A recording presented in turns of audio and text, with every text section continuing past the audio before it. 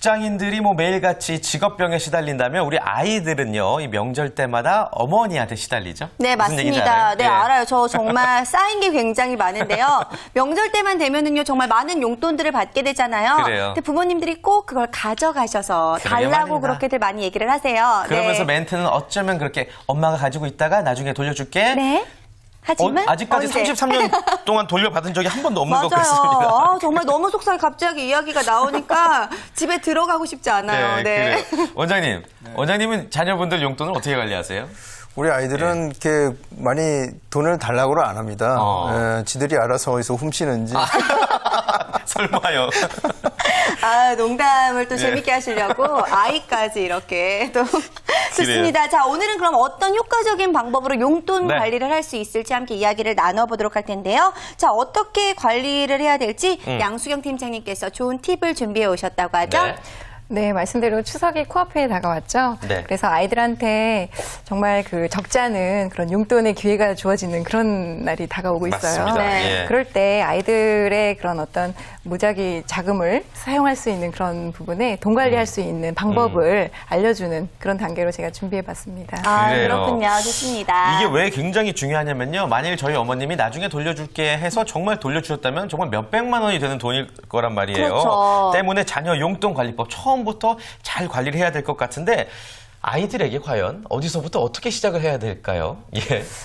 가장 중요한 것은 아이들한테 그런 어떤 습관을 가르치는 게 가장 중요한데요. 네. 그 습관부터 가르치기 위해서는 그걸 어디에 이제 저축을 할 때 갈 수 네. 있는 곳이 은행이잖아요. 그렇죠. 그래서 아이 손을 잡고 같이 그 재테크를 할 수 있는 그런 곳에 은행에 가서 예적금을 함께 만들어보는 그런 것도 중요하다고 아이와 생각했습니다. 함께. 예. 일단 가장 좋은 습관인 은행에 가는 습관부터 만들어준다라는 이야기가 될 것 같은데요. 사실 예전에는 저희는 이 돼지 저금통에 돈을 많이 모았잖아요. 거기다 요즘은 정말 예쁜 돼지 저금통도 많은데 저금통에 모으면 안 되는 건가요?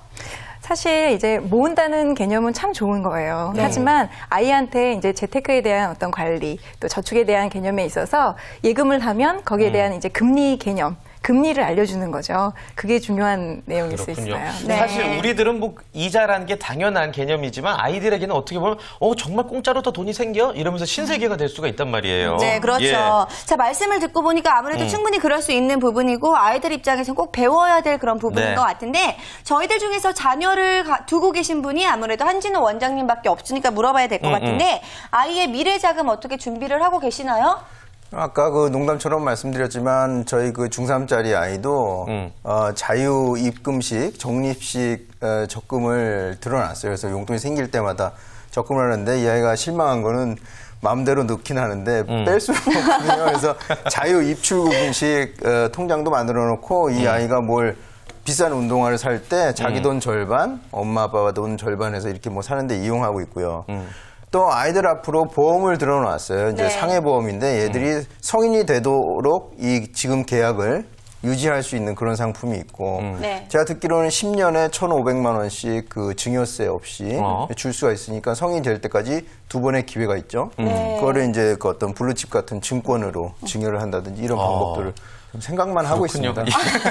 아무튼 뭐 생각만 하시더라도 굉장히 네. 체계적인 계획을 세우신 것 같은데 사실 아이들 입장에서는 어려운 단어일 수도 있거든요. 아이들에게 좀 더 호기심 있게 네. 가르칠 수 있는 방법은 어떤 것들이 있을까요? 네. 예. 그렇죠. 아이들한테 정말 뭐 저축을 해야 되는 방법에 대해서 이렇게 말한다는 거, 경제 용어를 한다는 거, 그거는 정말 역효과가 날 수가 있어요. 네. 그렇기 때문에 아이들한테 동기, 부여를 할 수 있는, 좀 전에 우리 원장님 말씀하신 것처럼 좋은 운동화를 사려고 자금을 모은다라든지 그런 어떤 동기부여가 제일 중요한데 간혹 이제 부모님은 원하는 대로 너가 대학교 갈 때 쓸 자금이야. 빨리 줘. 뭐 이런 어떤 그런 막연한 그 아이들이 느끼지 못하는 그런 결혼 자금의 용도다. 뭐 대학 자금의 현실감이 용도다. 없죠. 그렇죠. 네. 그런 현실감이 없으니까 저축의 의미가 이제 좀 동기부여가 되지 않은 상태이기 때문에 어려운 거죠. 그래서 네. 그런 경제관념을 생길 수 있는 동기부여를 엄마가 아이의 눈높이에 부모가 맞춰서 하는 게 중요하죠. 그렇군요. 그렇게 본다면 한진우 원장님은 굉장히 잘하고 계시는 그런 경우가 네, 될 것 네. 같은데요.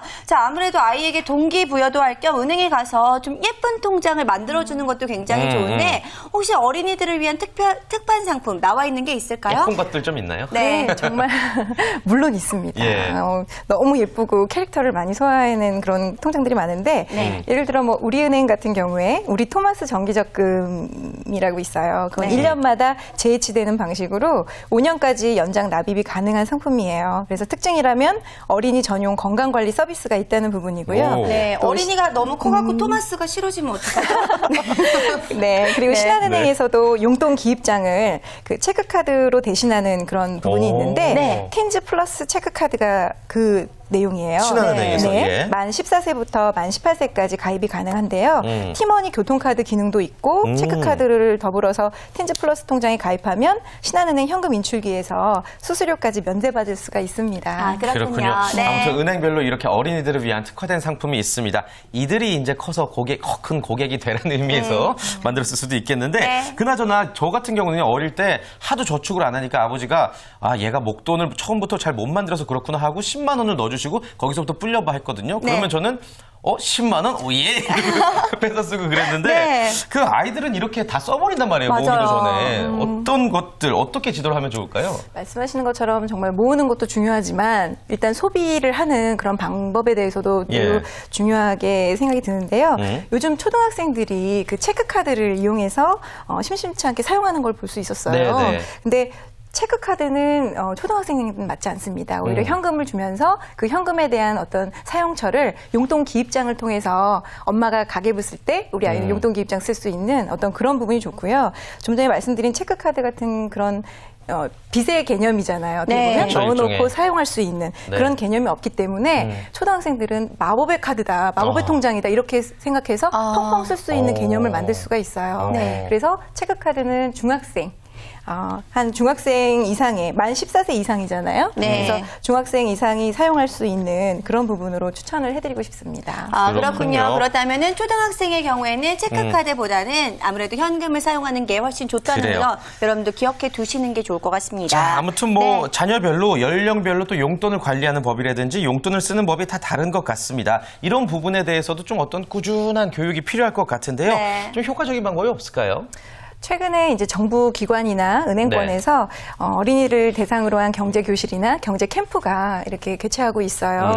그래서 주거래 은행의 어떤 홈페이지나 또 이제 정부에서 진행하는 뭐 한국경제교육협회에서 운영하는 경제교육 종합 포털에 보면은 수시로 운영하는 프로그램들이 있어요. 네. 그래서 부모님께서 관심을 갖고 찾아보시면 좋은 기회로 그런 경제교육을 받으실 수 있습니다. 그래요. 근데 왠지 예. 교육이라고 하니까 왠지 모르게 거부감이 드는 것 같은 그런 생각도 사실 들기도 하는데요. 자, 언제쯤부터 이렇게 아이들에게 경제관념에 대한 교육을 좀 시키는 게 좋을까요? 중요한 질문입니다. 네. 예.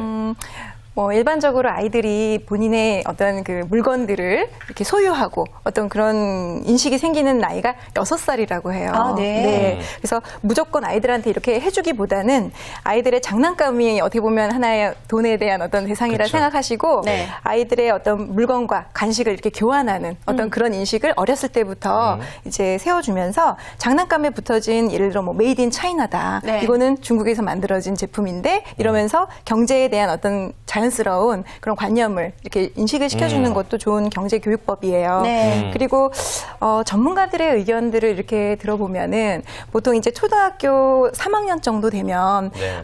친구들하고의 이제 관계를 맺으면서 자기 것에 대한 애착이 강해져요. 네. 그리고 10살 이전에 이제 어떤 경제교육을 시킴으로 해서 네. 그런 부분이 차츰차츰 이렇게 습관화되면은 좋은 시기가 저로서는 이제 초등학교 1학년부터 3학년 그 이상 네. 때 이제 진행을 해야 된다고 10살의 내외로 이제 네. 움직이는 게 좋을 그렇군요. 것 같네요. 그리고 또 우리 어머니 아버님들도 아이들에게 용돈을 줄 때 똑같은 돈이더라도 이왕이면 좀 요령 있게 주는 게 중요할 것 같거든요. 어떻게 줘야 아이들에게 도움이 됩니까? 네. 너무 어릴 때 이제 용돈에 대한 개념이 없기 때문에 그럴 때는 이제 어린 아이일수록은 기간을 좀 주기를 짧게 가는 게 좋죠. 뭐 3일, 일주일, 그다음에 뭐 보름, 한 달. 이래서 그 부분을 꼭 피드백을 하셔야 돼요, 아이라고.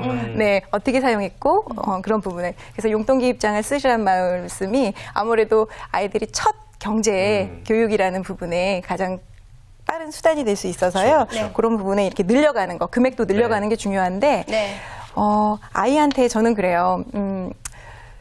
왜 올려달라고 하잖아요. 용돈 용돈을. 올려주세요. 네. 예, 뭐 그런 부분을 말을 할 때는 아이의 그 꼭 논리성, 왜 올려야 되는지, 그리고 아이가 생각하는 그런 언어 구사, 네. 이런 부분도 자연스러운 교육 방법이 될 수 있어요. 꼭 이게 경제교육뿐만 아니라. 그래서, 그런 얘기를 다 이제 절충해서 들었을 때 100% 그걸 인정해 주시면 안 되고 한 80%를 아이가 필요로 하는 금액의 80%요? 네. 그래서 나머지 20%는 아이가 그 부분에 대해서 모아서 본인이 야. 아끼고 모아서 그 100%를 채울 수 있는 예. 그런 개념을 심어주시면 좋을 거라는 생각이 그래요. 듭니다. 네, 알겠습니다. 좋습니다. 이 아이들에게 경제관념이 없다고 마냥 나무라실 것만이 아니라 우리 부모님들께서도 이렇게 지금 말씀하신 내용들을 잘 참고 삼아서 아이들에게 경제관념을 제대로 심어주는 게 무척이나 중요할 것 같습니다. 네. 자, 오늘도 유용한 재테크 정보 하우머니 시간을 통해 알아봤고요. 다음 시간에도 알찬 정보 여러분들 기대 부탁드립니다.